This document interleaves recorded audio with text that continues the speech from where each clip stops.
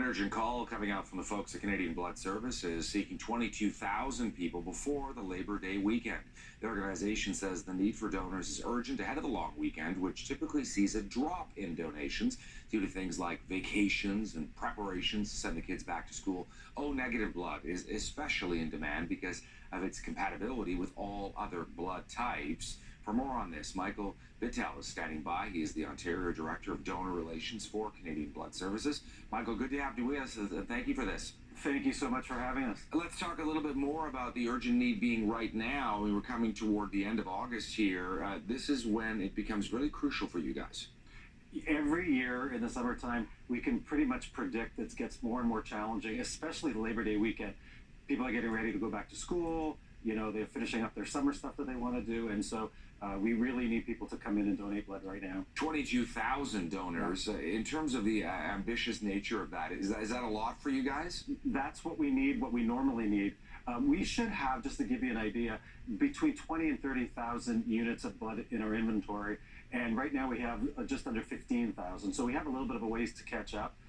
Which is kind of expected over the summer. So we definitely need people to come, especially new donors who have never come in before. Where do you stand in terms of hitting your target? Well, right now we're a bit below. We have enough blood for urgent needs and we have enough blood for the hospital, so that's not a problem. The idea is to be ready, always ready for urgent things that might happen too. You know, we had like the van incident and we had the shooting in Toronto.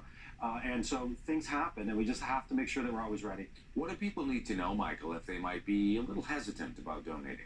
Well, first-time donors usually are. I think that they're sometimes afraid, oh, they're going to have a needle, it's going to hurt. And, you know, they should go online to blood.ca, check the eligibility quiz, which is there, just to make sure that they can donate when they come down. If they're over 17 and they're in good health, it shouldn't be a problem. And, you know, that's a great way for them to know before they get there. You mentioned blood.ca. Is that the best way for people to get information, including about where they can go, where the clinics might be held? Yeah, blood.ca is a great way to do it. We also have an app that's free, that's really easy to use, called Give Blood. So a lot of people like using that on their mobile device. That's a good way to do it. If people want to call the old-fashioned way, we have that too. 1-888-2, and then donate is also a good way to get information if you need it. Great to have you with us on CTV, Michael. Thank you. Thank you so much. All right, still ahead for us.